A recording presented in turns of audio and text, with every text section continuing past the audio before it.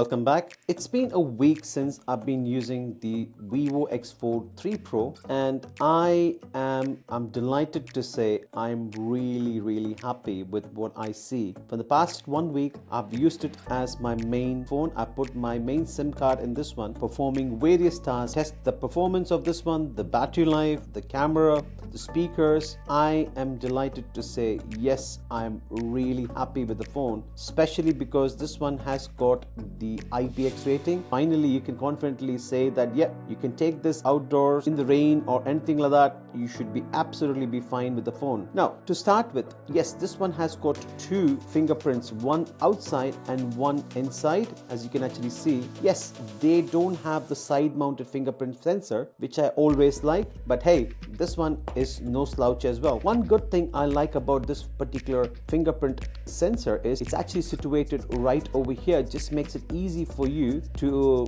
unlock it. And yes, the unlocking is pretty fast as well. As you can actually see, it's very fast, and that goes for the internal screen as well. So it's very good. So one thing you need to understand is, yes, this being a foldable phone, it will definitely have a crease in the center. But yes, if you are a person who actually used or have seen a Samsung Galaxy Fold 3 or 4 or 5, they are buggers. Absolutely, they have a horrendous and a very deep crease in the center. This one I've been opening and closing past 1 week, using it thoroughly last 1 week, and you can actually see there is a crease, but not as deep as what you see when using Samsung phones. And also you can actually see how slim they are. This has been absolutely a pleasure using this past 1 week, because this one does not feel heavy at all. Like when I used to use the Pixel Fold, yes, even though the Pixel Fold had a smaller screen in the front, they used to weigh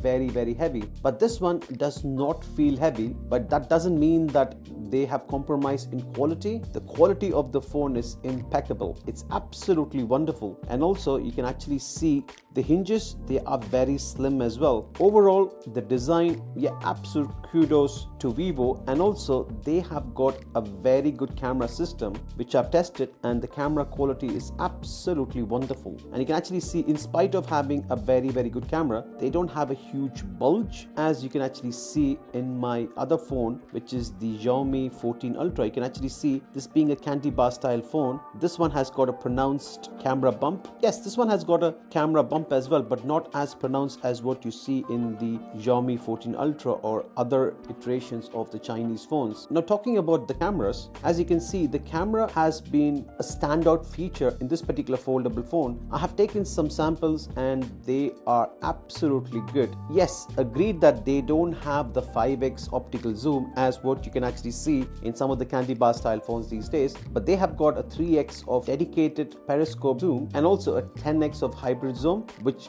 definitely I would say they have done a wonderful job. And some of the samples I've taken really iterate that one. So without further ado, so these are some of the samples which I've taken from this particular phone.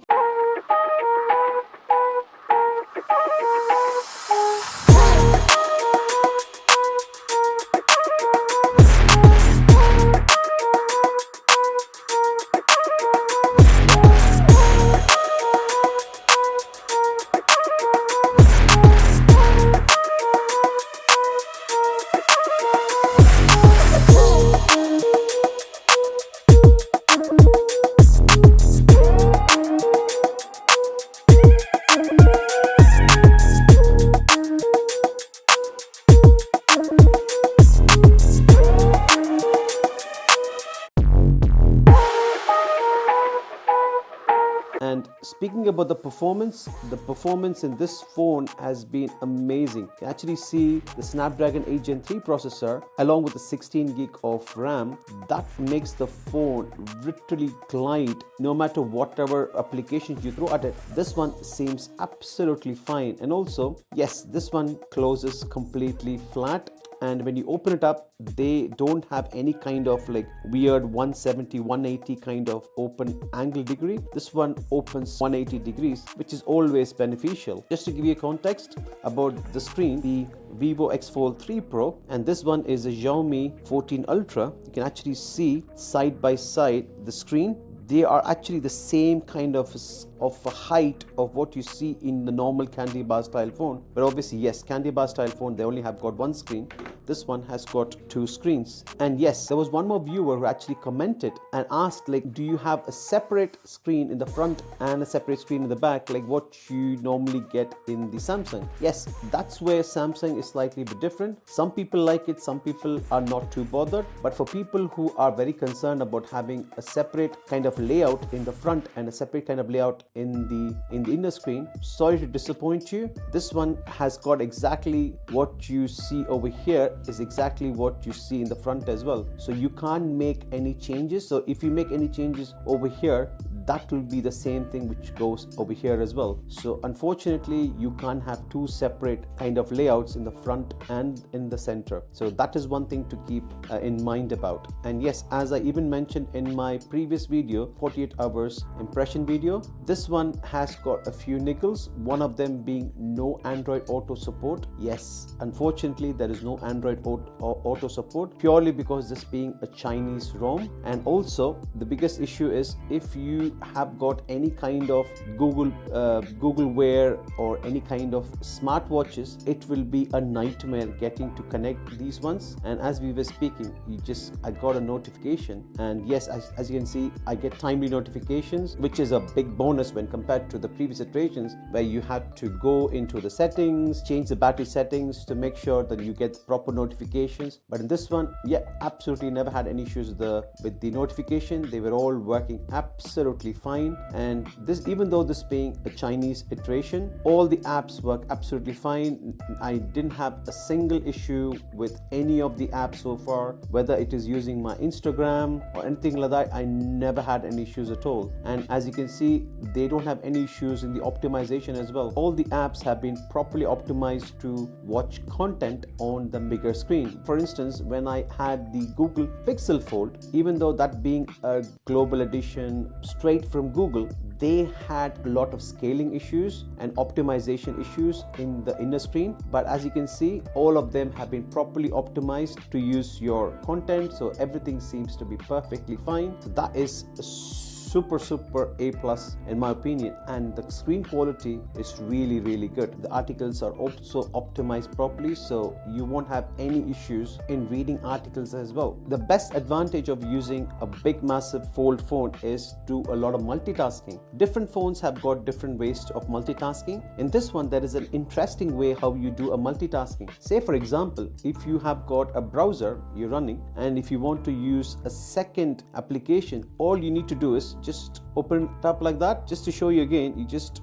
do like that, and that opens up your multi-window support. So you can actually open up a second app in this one, so you can do multitasking in this one. So you can actually read your articles over here, and over here you can watch your content. However, the previous Chinese iterations of the foldable phone, most of them you can't actually do a split view in the way you want. It used to be default, but in this one you can actually swap the apps. You can actually swap the apps however you want, and also you can actually go for portrait split as well. So you can actually do like this as well. So this one is perfect because you could be watching your video over here and you can actually be reading your article. This is something which was not present in the previous iteration, so I'm really glad that this has been implemented in this version, which is super good, I would say.